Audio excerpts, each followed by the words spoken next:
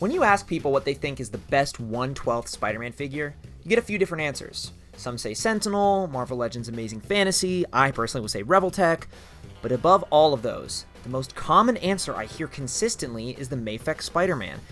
And you might not believe me, you might be thinking, who does Finn think he is to think he has his finger on the pulse of the entire Spider-Man toy community? Well, first of all, I'm him. Secondly, I asked my 8,000 followers on Instagram what is the best 1/12 Spider-Man. And to no surprise, one answer was selected more than any other, the Mafex Spider-Man. Every Reddit thread or video on the topic echoes the same sentiment: this figure stands above all else. What is it about this figure that has the toy community in a chokehold? For years now, I feel like the Mafex Spider-Man has been the undisputed king of toy photography in 1/12 Spider-Man, and today I want to see if that title is deserved. Medicom Toys was founded in Japan by a man named Tatsuhiko Akashi.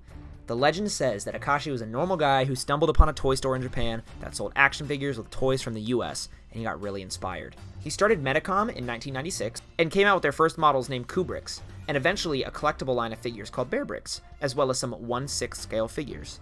Now, all of this is important to show that Medicom is an established company that has been making figures of pop culture characters for decades. The Bear Bricks were insanely popular in the years that followed, particularly attracting hypebeasts and streetwear collectors. Medicom had made a name for itself and would elevate its status even further in 2013 with the release of a brand new line of collectible figures.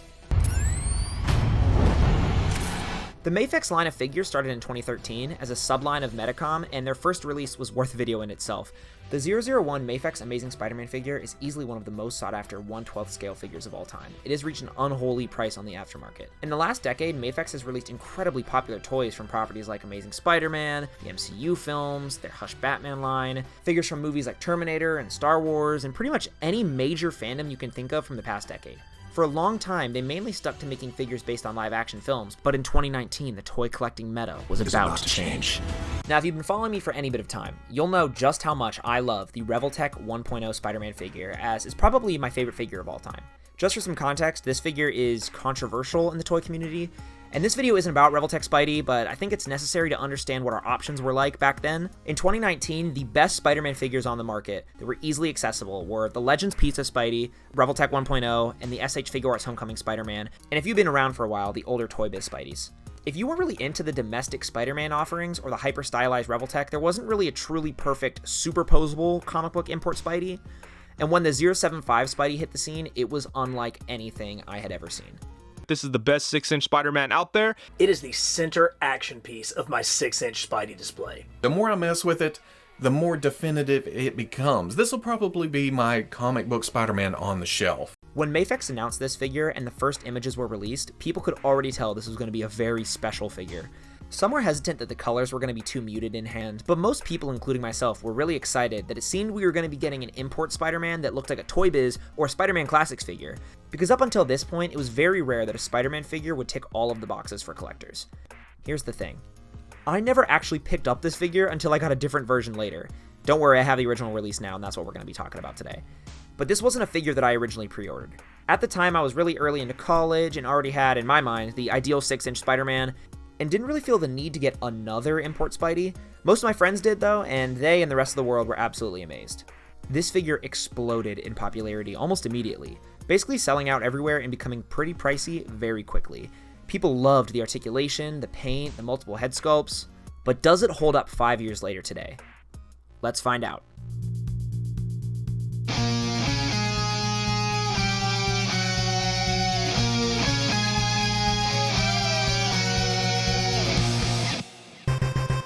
Right off the bat, I've got to say, this figure is fantastic.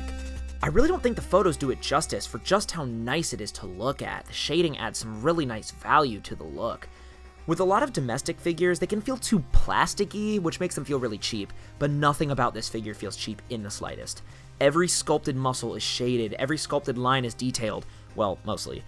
The sculpt carries over to the red parts with precise lines for his webs. Even his spider symbols on the front and back are sculpted. The web lines on his face are so tiny, I'm not sure how they even made these. This might be a hot take, but I'm not in love with the Spider-Man face sculpts with pronounced noses like this. The head sculpt looks more like there's a real guy under the mask with a highlighted chin area, which I get is ideal for some people, but for me I like when a mask is a little more circular. These are extremely insignificant nitpicks, guys, but if I'm dedicating an entire video to this figure and I make like 2 videos a year, I'm going to be very thorough. Something that gets thrown around a lot about this figure is how it's the perfect Bagley Spider-Man and that it looks so similar to his art. I'm gonna be real, I never felt like it perfectly captured Bagley's art. It has the big eyes, but something about the head just feels too, like, tall, too thin, I don't know, but it doesn't really feel rounded enough for Bagley's art. From certain angles, it feels more like an Eric Larson sculpt than a classic Mark Bagley look. I do see where people are coming from, and I like a Spider-Man with big eyes, and this Spider-Man absolutely delivers on that. I prefer when the eyes are rounder, but they have the size down at least. The eyes have a matte finish, along with the red parts, and all of the web lines have panel lining, which is glorious. There's just one problem. For some reason, they decided to heavily detail some of the webs and not really touch other parts. Like, look at the legs. They have a deeper black wash, while the face looks barely even painted. Even the legs don't match each other. Once you notice, it's pretty annoying. The face and hands are by far the worst offenders of this, but at least when the lines are detailed, they're usually pretty precise. The blue sections are painted a beautiful sparkly blue and have the same darker shading that the red parts do, which looks fantastic. From a paint and sculpting standpoint, I really can't complain too much. These little gripes really are nitpicks, guys. I'd go so far to say that the detailing here is actually a little bit cleaner than even my beloved Reveltech 1.0 figure. And if the figure shines in the detail department, then it glows in articulation. Everything that feels standard for a Mafex figure felt pretty new here in 2019. The head has great range. By using a tilted barbell joint for the head and including neck articulation, this head can look up as high as you'd ever want it to.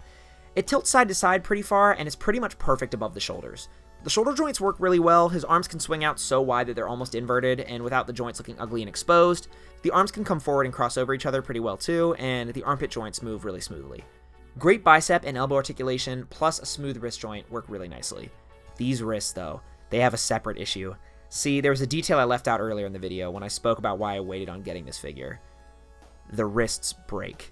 The wrist breaking plague spread like wildfire in 2019. So many people I knew had the wrists of their Spidey snap while changing hands or just moving the wrists. It was absolutely awful. It got so bad that I literally had to order replacement wrists when I originally bought my figure, and my wrists hadn't even broken yet. When the wrists weren't breaking, they work fine, and the hands are detailed beautifully, even if they are a little small. The ab articulation is pretty good. It can move forward an okay amount, and oddly moves way further back than it does forward. The waist joint helps a lot with it moving backwards and forward, as well as rocking side to side, albeit a little stiffly. And the legs, I'm not huge on the legs. They have drop-down hips, which lets him kick forward pretty far, but his cheeks block him from moving his legs back at all. They just don't have a thigh swivel, really, and it really bugs me. Yes, they have the swivel on the inside of the hip, but that means if you want to twist any part of the leg, you have to do it from the waist, and it just feels a little bit awkward. I would love to see Mafex try a new type of leg articulation, but it looks like they're sticking with this for the time being. The knees bend all the way again, and no calf swivels? What are we doing? It is a crime that a figure this good is held back by something as small as a calf or thigh swivel. The calf is even sculpted, it's literally right there. The ankles swivel, which is nice, and they rock back and forth, but they are so stiff and fragile, I really tried not to even push it. And lastly, the toe joints, which are always nice to have, and absolutely essential for any figure in the GOAT conversation. The accessories here are pretty good. There's a nice selection of hands and an extra masked head, one where he looks a bit angry. I've never been huge on this sculpt. Something about the way the eyes look feels off to me. I feel like the eyes should look a little bit more serious. The best accessory, however, is the Peter Parker head sculpt. The design doesn't really scream any specific art style to me personally, but has a really nice look and is really well painted. His expression is pretty neutral, and he has the ultimate Spidey hair in the front with more of a 70s look on the back and sides. Always great to have an extra Peter Parker head sculpt, and he even comes with this folded mask accessory. I love when figures include these. The more options for display, the better. The webs included are solid, with a nice selection of sizes. They get the job done. They slide right over the wrist, although I don't love how they look when the thwipping hands are used with them. When the hands are extended back, it just looks awkward. It never feels like it's going the direction you want it to. They also included these magnetized hands and feet. You definitely get a lot of bang for your buck with the accessories. So that's it, right? Well, there's something I haven't mentioned. Mafex didn't just come out with the 075 model, the one we've been looking at the whole video. They also came out with multiple variants on the same body, and lucky for us, I've got a few of them.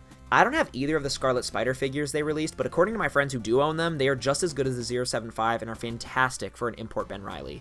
Mafex also re-released the 075 with slightly different paint apps, but they're virtually the same figure. These figures we're going to look at quickly are the Mafex 108 and 147 Spider-Man figures. These figures are all pretty much the same with slight differences, so we can go over them briefly. First, the 108. When this pre-order dropped, I was on it immediately. After missing out on the 075 originally, I did not hesitate to pick this up, and I'm not gonna lie, I think I prefer this to the original. The paint job here is just immaculate. It captures the light so well and is so incredibly detailed.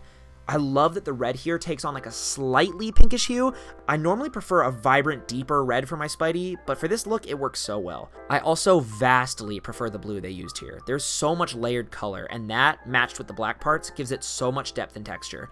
Some may not like the choice to include so much black, but to me it feels faithful to the comics that inspired it, and personally I can't get enough of it. These custom heads by Farul Store elevate this figure even more, and I love the different looks you can get. Next, we got the illustrious Mafex 147 Black Suit Spider-Man figure. People love this figure, man. I see it all over Instagram and TikTok constantly. And for good reason, because this figure is gorgeous.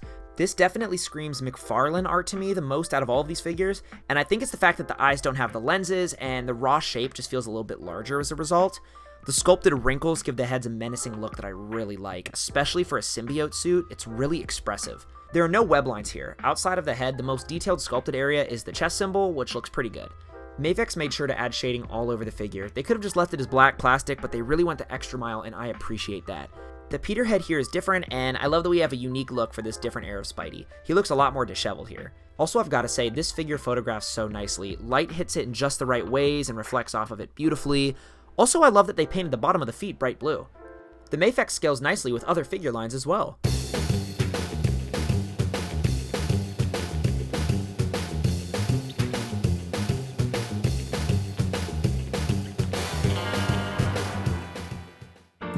So, does the Mafex hold up? Well, it's hard to overstate how wonderfully crafted this figure is. Once you have one in your hands, it is so easy to move and pose. It naturally just moves the way you want it to. Unlike the Revoltech, which, for better and for worse, requires precise movements and meticulous control to achieve the specific pose you want, the Mafex just does it easier. Does it do it better? I think it depends. Similar to figures like the Sentinel or Toy Biz McFarlane Spidey, he hits vanilla poses with ease. If you're looking for a figure that isn't too much of a hassle, one you can get decent poses with and looks nice on the shelf, then this figure's easily worth the pickup and the $100 or however much he goes for now. But can he hit the hyper-dynamic, impossible swinging poses like the Revoltech's? Not quite as well in my opinion. His torso and shoulder range is good, but limits his ability to hit all the poses you can find in a Spider-Man comic. His hands are decent, but when you see people consistently swapping out his hands for Revoltech crawling and thwipping hands, I think that says it all. When it comes to paint apps, I really think they knocked it out of the park. It outdoes most of the GOAT Spideys with nice shading and very precise details. When the original Mafex was coming out, I was riding high with the Revoltech, and I didn't have the newest figure at the time. I feel like that definitely warped my perception on this figure. I would say I still prefer both Revoltech offerings today, but the Mafex is an extraordinary figure, a toy that lives up to the hype in all the best ways. It excels in every category, ticks every box, and is one of those pieces that if someone said it was their favorite figure of all time, you would totally understand. Is it the best Spidey of all time? I'm not sure about that. But it's easily in the conversation and one of the greatest representations of the character I've ever seen. I love this figure, and making this video helped me appreciate it even more. It's easily one of my favorite figures of all time, and I think now I can confidently say that this figure lives up to the legend. Maybe I'll make another video showing off its competition. But for now, I am more than satisfied with this exercise. And I'd love to know, what's your opinion on the Mafex? Is it better than the Revoltech or the Sentinel figures or the Toy Biz ones?